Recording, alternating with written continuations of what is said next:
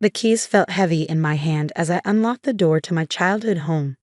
My sister Emily said this would be the last time. I could still hear her smug laughter from earlier when she waved the legal papers in my face, papers that gave her everything. My name is Alexandra Chin, and I never thought I'd be facing homelessness, especially not because of my own sister. But here I was, standing in my father's study, surrounded by memories of the man who taught me everything about business except how to protect myself from family. "You have until Friday to leave," Emily had said, her voice full of arrogance. "I'm selling the house, and everything inside is mine now." Funny how that worked out, huh? Funny wasn't the word I'd use. Just 3 weeks after Dad's funeral, Emily somehow came up with a will that gave her everything: the house, the business, the investments. The timing was suspicious, but the documents looked real, and Emily had always been good at getting what she wanted. I ran my fingers over Dad's desk, remembering how I used to watch him work when I was a teenager. While Emily was out partying in college, I was here, learning how to run the family business. Dad had built our import-export company from nothing, and I spent the last 10 years helping him grow it.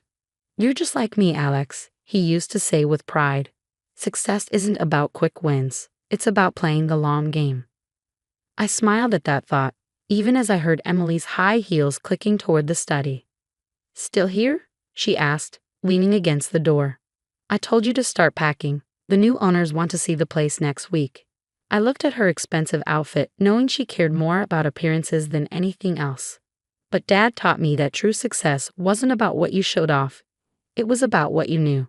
Just grabbing a few personal things, I said, picking up a framed photo of Dad and me from my college graduation. Emily hadn't come to the ceremony. She'd said she had a spa appointment. "Personal things?" Emily scoffed. "Everything in this house belongs to me now. Even the photos, the furniture, and Dad's old business journals. Though why you want those boring books is beyond me." I placed the photo back on the desk, noticing how Emily's smile faded slightly. She wanted me to beg, to argue, to break down. But I stayed calm, and that confused her. "You know, Emily," I said, moving toward Dad's bookshelf, "he always told me the most valuable things in life aren't always the most obvious." She rolled her eyes.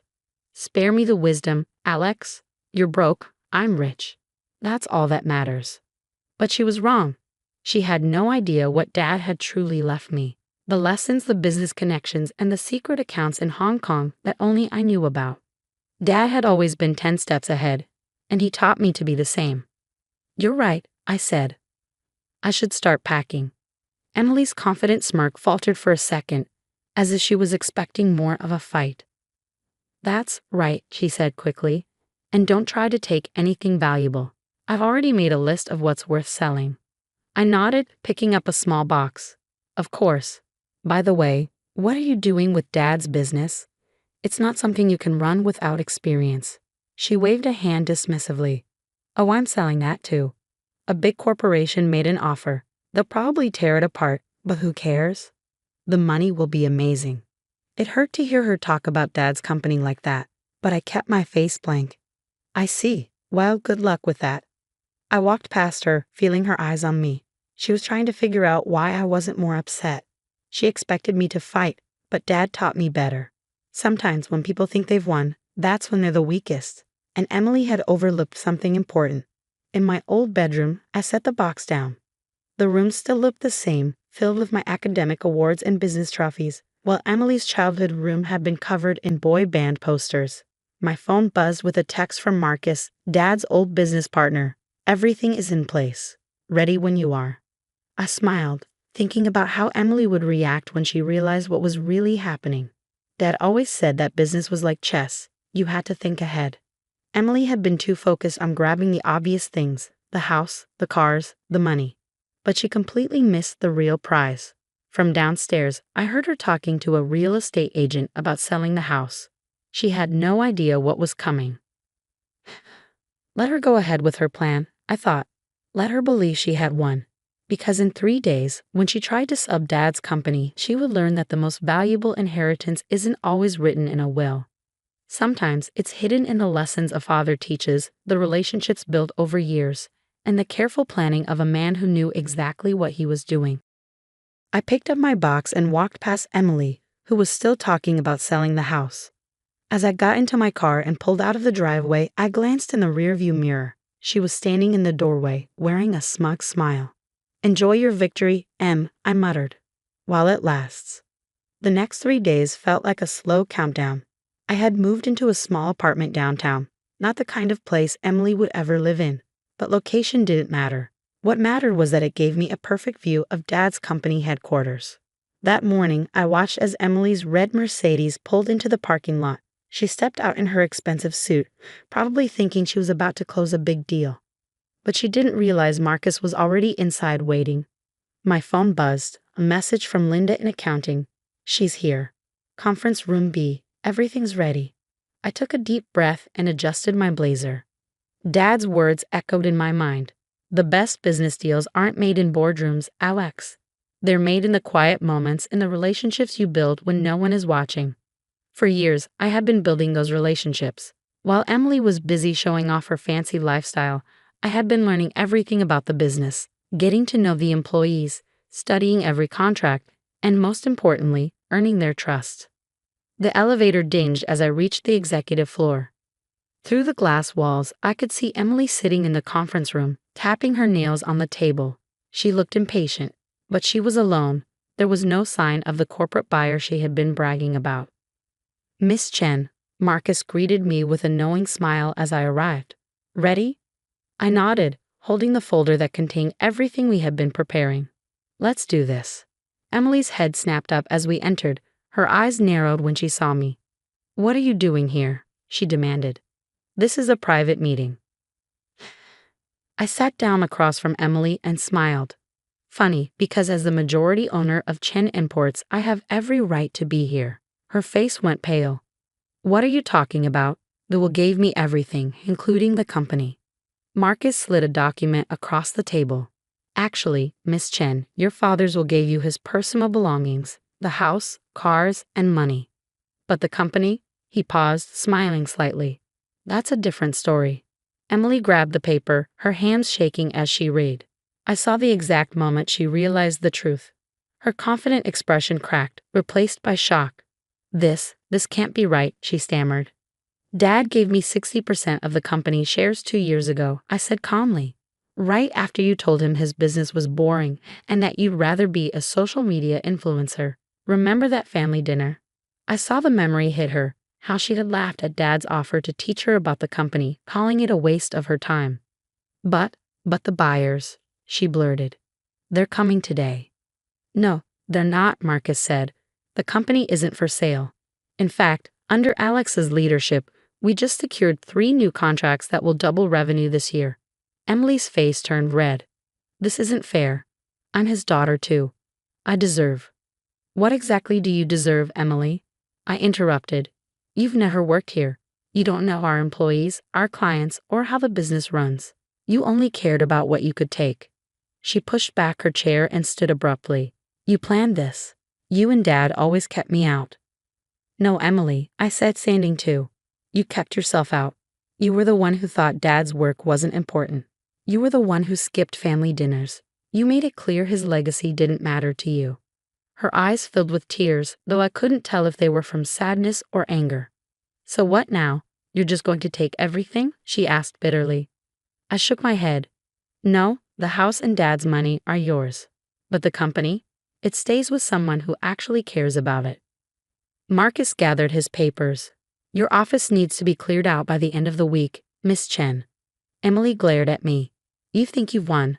That you're so clever, just like Dad always said." "This isn't about winning," I said, picking up my things. "It's about protecting what matters, something Dad tried to teach both of us, if you'd ever listened." She stormed out of the room, her heels clicking angrily down the hall. Outside the glass walls, employees hid small smiles. They had all known what was coming. Marcus patted my shoulder. "Your father would be proud, Alex. He always said you were the one who understood what truly mattered." I nodded, looking around the office I had called home for so long. "He taught me that success isn't about what you own. It's about what you build, what you protect, and who you become along the way." A month later, I sat in Dad's old office, now mine, going over reports. The city skyline outside hadn't changed, but everything else had. Emily sold the house. But the buyers backed out when they realized how much work it needed. She had been too busy with her online life to take care of it. The intercom buzzed. "Miss Chin," my assistant Sarah said, "your sister is here. She says it's urgent." I took a deep breath and straightened my papers. "Send her in." Emily looked different. Gone was the expensive outfit. Her hair, once perfectly styled, was now in a simple ponytail. But the biggest change was in her eyes. The arrogance was gone. Instead, she looked almost humble. Emily stood in the doorway. "Alex, can we talk?" I nodded toward the chair across from me. "Of course." She sat down, fidgeting with her purse strap. The room was quiet for a long time. "I sold the house," she finally said. "The money, it's almost gone." She let out a small, bitter laugh. "Turns out, living rich is expensive when you don't have a job." I leaned back in my chair. "What do you want, Emily?" She hesitated. "I've been thinking about Dad. About everything he tried to teach us. I didn't understand it before, but I think I do now." I kept my voice calm. "You got exactly what you wanted. The money, the assets." She shook her head, her eyes shining with tears. "No, I got what I thought I wanted. But sitting alone in that empty house, going through Dad's things, I found his journals." My heart skipped a beat. Those journals had been Dad's most valued possessions, full of business lessons and personal thoughts. "Did you read them?" I asked. She nodded, wiping her eyes. "Every single one. He wrote about how proud he was of you, how much you understood what truly mattered. But the part that hit me the hardest was what he wrote about me." She pulled out a worn leather journal and flipped to a page. He wrote, "Emily has so much potential, if only she could see beyond the surface. Money can be earned and lost, but knowledge, wisdom, and relationships, those are the true measures of wealth." I knew that entry. Dad had written it the night Emily skipped an important client dinner to attend a celebrity party. "He never gave up on you," I said softly. "But I didn't get it," she whispered. "Not until now. And now, I have nothing. No real skills, no purpose. Just an empty bank account and a lot of regrets." I stood up and looked out the window. The city stretched before me, golden in the evening light. Dad had always told me stories about the deals made in these buildings, the lessons he had learned along the way. "You're wrong," I said finally, turning back to her. "You don't have nothing. You have the chance to learn, to grow, to finally understand what Dad was trying to teach us." Emily looked up, a spark of hope in her eyes. "What are you saying?" "I'm saying," I said, sitting back down, "that if you're serious about learning, there's a place for you here." Her eyes widened. "You'd give me a job? After everything I did?" "Not give," I corrected her. "Offer. You'll start at the bottom, like I did. No special treatment, no shortcuts. You'll have to prove yourself." "Why would you do that?" she whispered. I pulled out one of Dad's journals and flipped to the last page he wrote before he passed. "Because Dad believed in second chances, he wrote, business is about profit, but family is about growth. The best investment you can make is in people who are ready to change." Emily stood, her hands trembling. "I won't let you down this time." "I know," I said, "because now you understand what you're working for." As we walked out of the office together, I caught our reflection in the glass. Two sisters, finally on the same path, ready to build something that truly mattered. That night, as I locked up, I glanced at Dad's old photo on the wall. "You were right," I whispered. "The long game isn't just about business. It's about giving people time to learn what truly matters." Emily was waiting by the elevator, clutching Dad's journal.